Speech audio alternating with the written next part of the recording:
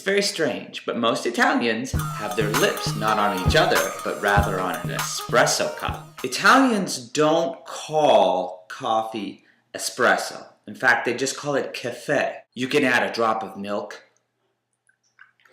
You can add water. You could add alcohol. Drinking caffè is more typical with enjoying a delicious dessert. The first things we're going to do is we're going to ground our coffee. And I've taken the whole beans and put it on a setting of 1.5. I kind of watch it from time to time. You're going to want to use a burr grinder. Never ever use a blade grinder. It does a couple of different things. First of all, the blade grinders don't hold up.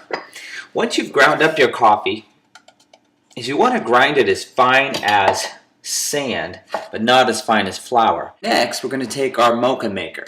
Now this is M-O-K-A. This particular model happens to be a Brica. There's several different kinds on the market. This one happens to have a special kind of device in the center that is lead weighted, so it allows it to produce more crema. We're going to take it apart, and you do that just simply by unscrewing it like this, and you can see I have the cafe in from before. I'm going to pull this apart. There's a little bit of water, and now I'm going to add in water up to the first vacuum valve, and I'm going to show you how to put in the coffee. Let's get rid of this now.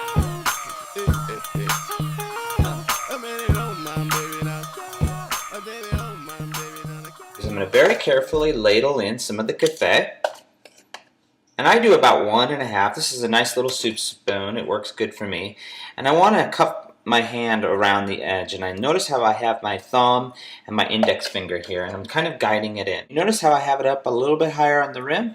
It's about 1 and just 1/4, and that's all up to you and how you want to do it. Put too much in, it won't actually properly come through the stem valve. The way it works is the water boils and comes up through the stem and through the coffee, which it actually comes in through here. So now you want to make sure that you've got water in here, and I've done that several times.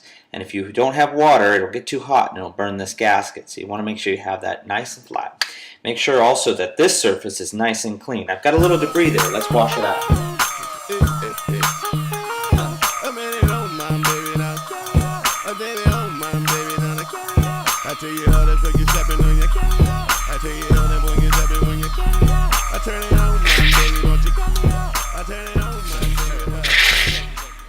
Now what we're going to do is plunge the milk. Next step is to texturize, and this is how you do this. Drawing circles on the ground on the corner and going round and round. Don't bang, just round and round will get you lovely, lovely, lovely foam. Can you see that?